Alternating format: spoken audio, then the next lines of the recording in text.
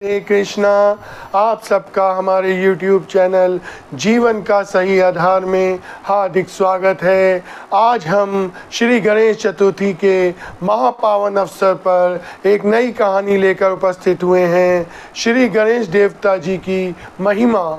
इस कहानी का शुभारंभ दिल्ली शहर के एक संपन्न परिवार से होता है। इस परिवार में रविंदर, उसकी पत्नी अनुराधा और उसका बेटा बिट्टू रहते थे और उनके यहाँ पर काम करने वाली एक महिला भी रहती थी जिसका नाम शांति था। शांति के ना कोई आगे था ना पीछे था। शांति अकेली रहती थी, इसीलिए अनुराधा ने उसे अपने घर पर ही एक कमरा दे रखा था रहने के लिए, और शांति भी पूरी ईमानदारी के साथ पूरे घर को संभाले हुई थी। रविंदर और अनुराधा, बिट्टू उसे अपने फैमिली मेंबर की तरह मानते थे और जो खुद खाते थे वही शांति को ही दिया करते थे। शांति को भी इस घर में रहने में बड़ा आनंद आ रहा था। शांति एक धार्मिक महिला थी। वो पूजा पाठ में ज़्यादा विश्वास करती थी और इससे घर का माहौल भी बहुत अच्छा बना हुआ था। रविंदर का ड्राई फ्रूट्स का बहुत बड़ा कारोबार था। डेली का लाखों रुपए का ट्रांजैक्शन होता था। जो रविंदर था उसका एक वफादार नौकर था भोला, जो कई सालों से उसके साथ जुड़ा हुआ था। और भोला हमेशा रविंदर के व्यवसाय को बढ़ाने में लगा रहता था। वो कोशिश करता था नए नए कस्टमर ढूंढ के लाए और रविंदर भी उसे एक अच्छी पे दे रहा था, क्योंकि रविंदर जानता था कि भोला जैसा वफादार नौकर मिलना बहुत मुश्किल है, जो दिन रात एक कर रहा है व्यवसाय को आगे बढ़ाने में। लेकिन कहते हैं ना, समय बड़ा बलवान है भैया, समय बड़ा बलवान। समय का पहिया कब घूम जाए कोई कुछ नहीं कह सकता। कोरोना नामक बीमारी ने सबको अपने पाश में बांध लिया था। ज़्यादातर व्यवसाय ठप होते जा रहे थे और इसका प्रभाव रविंदर के व्यवसाय पर भी पड़ा। रविंदर को अपने व्यवसाय में हानि होती हुई प्रतीत हुई और ये हानि दिन प्रतिदिन बढ़ती जा रही थी। ऐसा प्रतीत हो रहा था कि जल्दी ही व्यवसाय बंद करना पड़ेगा, नहीं तो कहीं ऐसा ना हो जाए कि घर बार भी बिक जाए। भोला रविंदर से कहता है, मालिक, छोटा मुंह बड़ी बात, आप मेरी बात मानिए और व्यवसाय को कुछ समय के लिए बंद कर दीजिए, नहीं तो इसका प्रभाव आपके घर बार पर भी पड़ने लगेगा। रविंदर कहता है भोला से, भोला तुम भी तो बेरोजगार हो जाओगे। भोला कहता है, मैंने आपका नमक खाया है, मैं ये नहीं देख सकता आपको बर्बाद होते हुए। कृपया आप थोड़े समय के लिए कारोबार बंद ही कर दीजिए।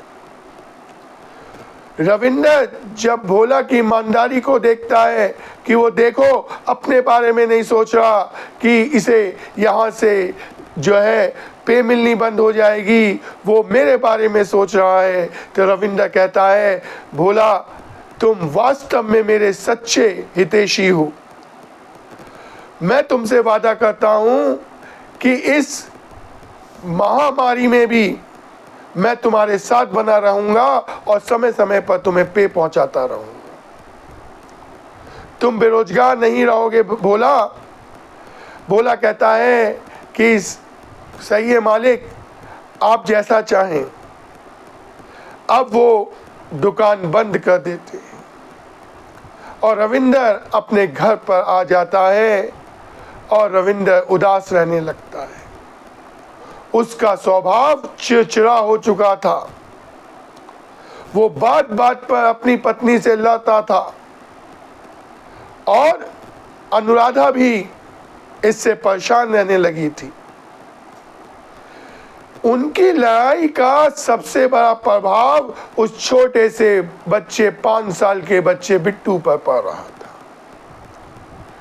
बिट्टू देख के डर जाता था कि मम्मी पापा हमेशा लड़ते रहते हैं। अब शांति बिट्टू को संभालती थी और कहती थी, बिट्टू बाबा आप मम्मी पापा के बीच में मत आया करो, वो परेशान है ना, पापा इतने दिनों से घर पे बैठे हैं, उनका कारोबार बंद है, बेटा आप पापा मम्मी को परेशान मत करो, आप मेरे साथ चलो, हम दोनों खेलेंगे। बिट्टू भी शांति के साथ बहुत खुश रहता था। एक दिन शांति रविंद्र के पास आती है और कहती है, भैया मैं आपसे एक बात कहूं, मेरी बात मानोगे? रविंद्र कहता है, शांति बहन तुम हमारे घर की सदस्य हो और मैंने तुम्हें कभी भी गैर नहीं माना, बताओ बहन आप क्या कहना चाहती हो? तो शांति कहती है, भैया मुझे ये सब कुछ अच्छा नहीं लग रहा कि आप जो है इतनी परेशानियों में हो, आप मेरी बात मानो।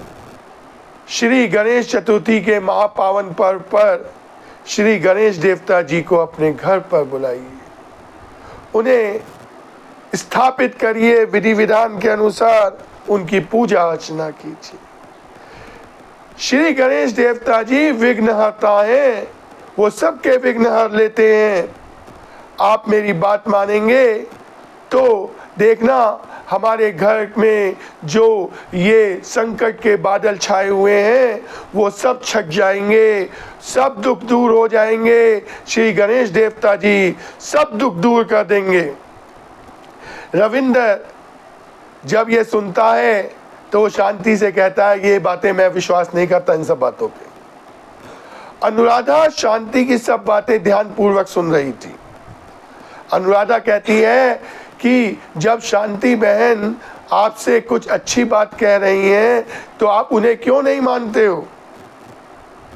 आपके पास कोई और रास्ता है? घर पे ही तो बैठे हुए हो।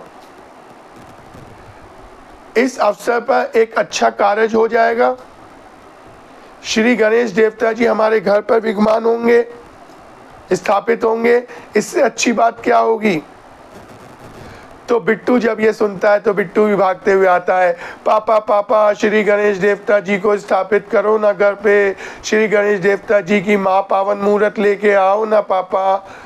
अब जब बिट्टू ये बात कहता है तो रविंद्र मना नहीं कर पाता।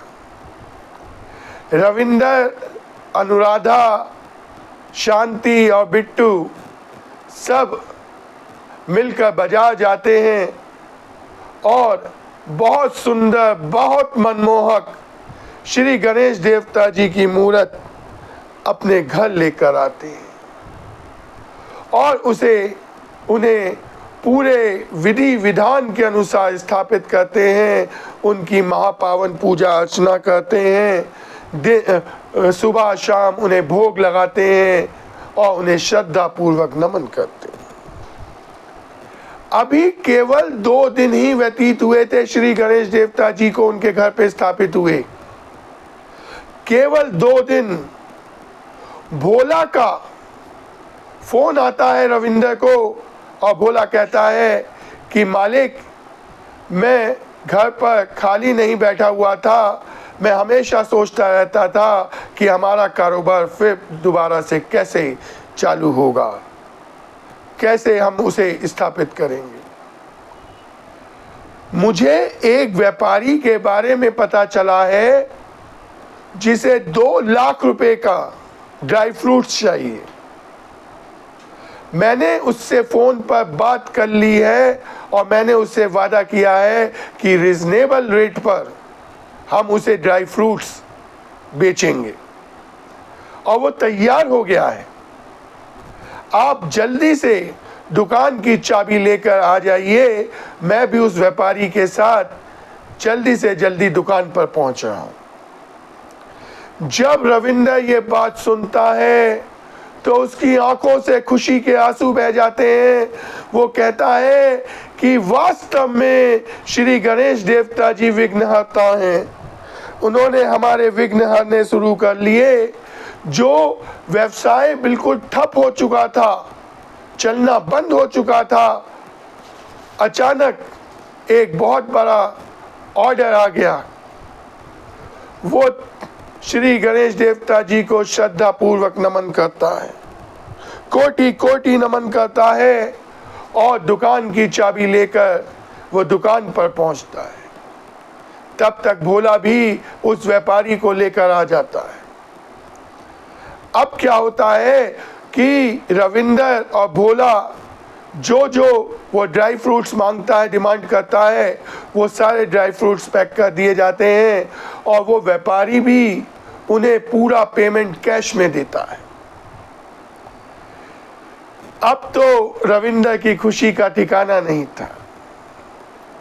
रविंदर उस व्यापारी के जाने के बाद भोला से कहता है, भोला अब तो हमें घर चलना चाहिए, अब मुझे नहीं लगता कि और कोई कस्टमर आएगा। वो दुकान बढ़ाने में लगे हुए थे कि तभी जो है कस्टमर आने शुरू हो जाते हैं। और रविंदर को देख के ये हैरानी होती है कि वो एक पल के लिए भी खाली नहीं बैठा था। भोला और रविंदर पूरे समय बिजी रहते हैं और रात को ही फ्री होते हैं। उस दिन 40 लाख की बिक्री होती है और दुकान का सारा ड्राई फ्रूट्स बिक चुका होता है। अब तो रविंदर ये समझ चुका था कि ये सब श्री गणेश देवता जी की महिमा है, ये श्री गणेश देवता जी की महापावन कृपा दृष्टि की वजह से हुआ है। अब वो भोला से कहता है कि भोला ये सब श्री गणेश देवता जी की महापावन कृपा दृष्टि से हुआ है। उन्होंने हमारे विघ्न हरने आरंभ कर लिए हैं। अब भोला कहता है, सही में मालिक, मुझे आज बहुत प्रसन्नता है कि हमारा कारोबार फिर पुनः चालू हो गया। वो भोग के लिए मिठाई लेकर घर पर जाता है और ये खुशखबरी अपनी पत्नी अनुराधा, शांति और बिट्टू को देता है और वो सब मिलकर श्री गणेश देवता जी की महापावन पूजा अर्चना करते हैं, उन्हें भोग लगाते हैं और उनसे कहते हैं कि श्री गणेश देवता जी, आप वास्तव में विघ्नहर्ता हो। आप हमेशा अपनी महापावन कृपा दृष्टि ऐसे ही हमारे ऊपर बनाए रखिएगा। 7 दिन बाद स्थापित होने श्री गणेश देवता जी को जब उन्होंने स्थापित किया था, उसके ठीक 7वें दिन उन्होंने श्री गणेश देवता जी की महापावन मूर्त को विसर्जित करने का निश्चय किया और पूरे धूमधाम के साथ, ढोल नगाड़ों के साथ श्री गणेश देवता जी की महापावन प्रतिमा को, महापावन मूर्त को वो लेकर चलते हैं। हर जगह आनंद का माहौल था, धार्मिक माहौल था, सब जगह महापावन नारे लग रहे थे। श्री गणेश देवता जी को महापावन आह्वान किया जा रहा था, गणपति बाप्पा मोरिया, अगले बरस तू जल्दी आ, गणपति बाप्पा मोरिया, अगले बरस तू जल्दी आ, गणपति बाप्पा मोरिया, अगले बरस तू जल्दी आ। हर जगह धार्मिक माहौल था, सब आनंद में बह रहे थे।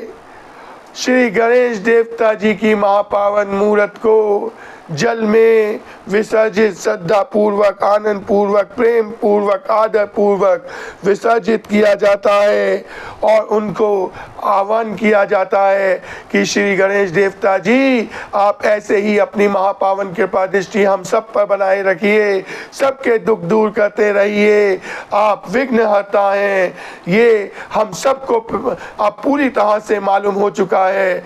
आप बस ऐसे ही अपनी महापावन कृपा दृष्टि बनाए रखिए। यहीं पे कहानी पूर्ण हो जाती है। श्री गणेश देवता जी की महिमा। अगर आपको ये कहानी अच्छी लगी हो तो कृपया चैनल को सब्सक्राइब कीजिए, वीडियो को लाइक कीजिए, ज़्यादा से ज़्यादा शेयर कीजिए। सब बोलिए जय श्री कृष्णा, जय श्री राधे कृष्णा।